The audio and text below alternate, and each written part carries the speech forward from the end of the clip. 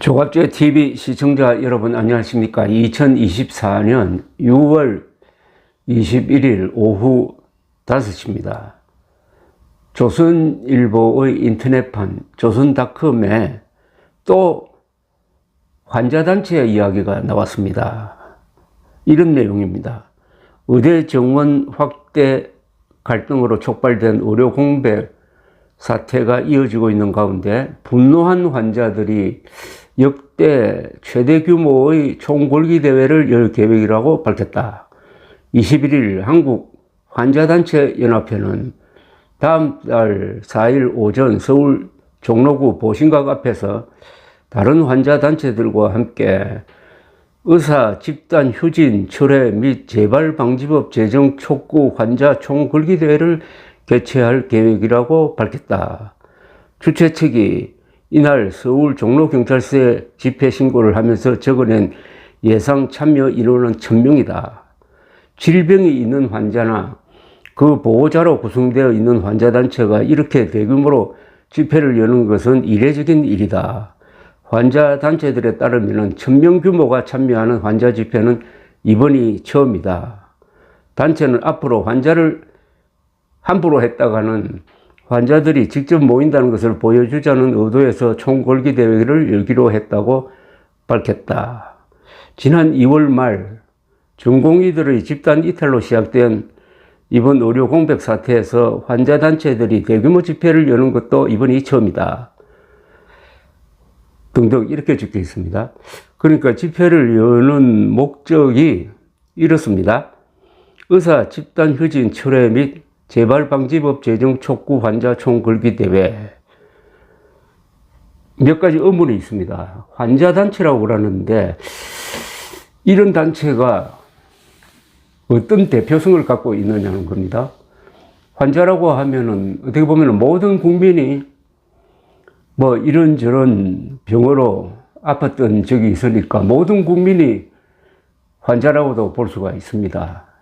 그러니까 모든 국민을 대표하는 단체라고도 볼 수 있고 그 중에 극히 일부를 대표하는 단체라고도 볼 수가 있고 국민들이나 환자들이 투표로 뽑지 않았으니까 자칭 환자단체라고도 볼 수 있는데 유달리 조선일보가 이런 단체의 활동을 띄워주고 있는 것은 이들 단체가 지금 의사들과 정부가 대립하는 이런 상황에서 정부 편을 드니까 또 윤석열 정부를 일방적으로 비호하고 있는 조선일보 취향에 맞으니까 이런 환자단체를 띄워주는 것으로 저는 해석이 됩니다.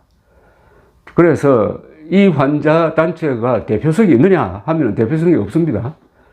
그 다음 두 번째는 이들 환자단체가 정부와 의사들 양쪽에 대해서 시시비비로 접근하지 않고 환자 단체라면서 의사들을 공격하는 입장에 서는 것이 과연 그게 옳은 일이냐, 공정한 일이냐 하는 의문이 제기되는 것입니다. 세 번째는 이겁니다.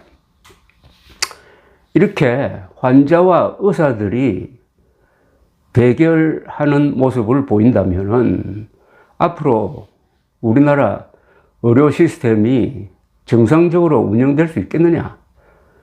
환자가 의사들을 공격한다? 환자가 의사들을 공격한다? 의사는 환자들을 치료해 주는 사람인데 치료를 받는 사람이 치료해 주는 사람을 공격한다. 불신관계, 환자와 의사들 사이의 불신관계가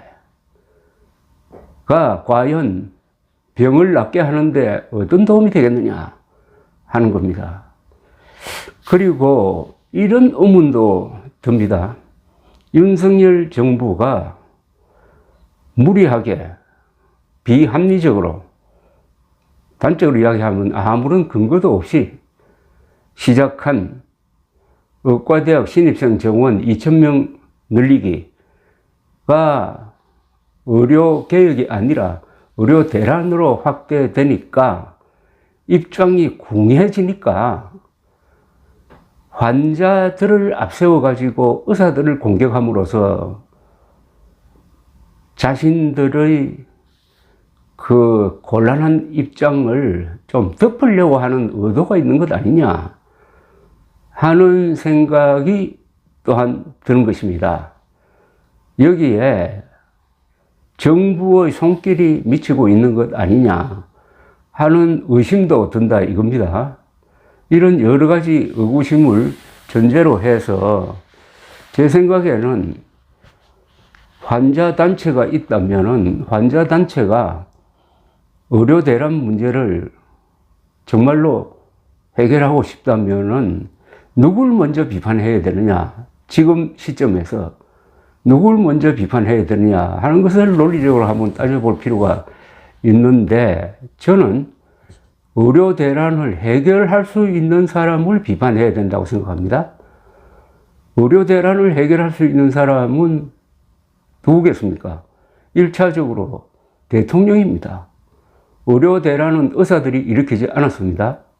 대통령이 일으켰습니다. 그건 뭐 팩트로서 분명합니다. 그러면은 의료 대란을 일으킨 사람, 원인 제공자에 대해서 압박을 가해야 됩니다. 2월 6일 이후에 이런 일이 일어났으니까 이런 일을 만든 윤석열 대통령 뭐 하고 있습니까? 빨리 해결해 주시오. 사람들이 죽고 있습니다. 우리 환자들이 고통을 받고 있습니다. 이렇게 이야기를 해야 됩니다. 그게 먼저다 이겁니다. 그런데 그 어디에도 윤석열 대통령 비판이란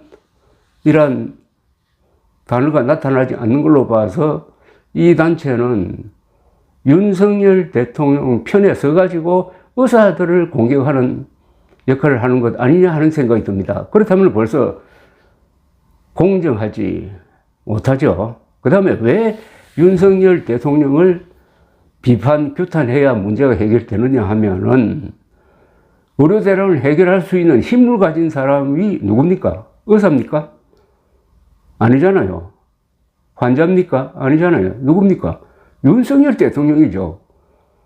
국가 권력을 지금은 거의 독점하고 있는 윤석열 대통령만이 자기가 일으킨 의료 대란을 해결할 수 있는 사람입니다. 그러면 환자단체는 해결할 수 있는 사람을 비판해야 되는 것 아니겠습니까?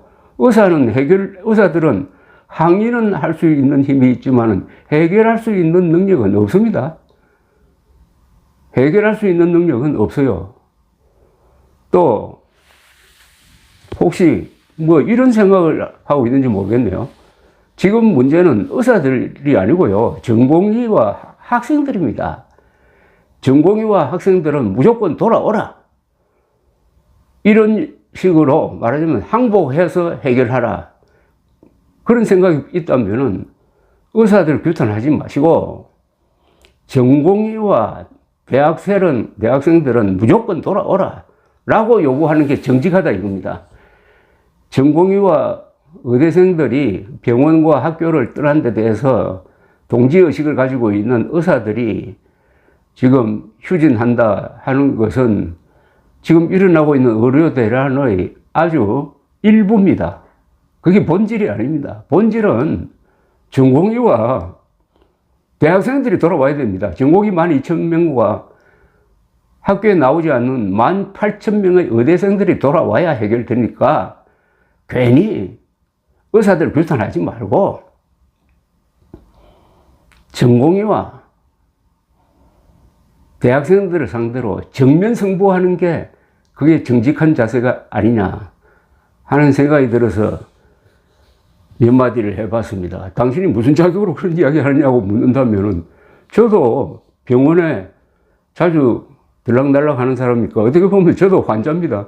그리고 환자단체라고 하니까 저도 환자였던 사람으로서 이렇게 한마디 하는 겁니다. 요약하면은 환자단체는 그 어떤 대표성도 없습니다. 그리고 환자단체가 국민들로부터 신뢰를 받으려면은 사실에 입각해서 공정하게 요구 조건을 내걸어야 됩니다. 그 공정하게 하는 것의 제일 1차적인 사안은 의료 대란을 일으킨, 그리고 의료 대란을 해결할 수 있는 윤석열 대통령을 비판하는 것이라고 생각합니다.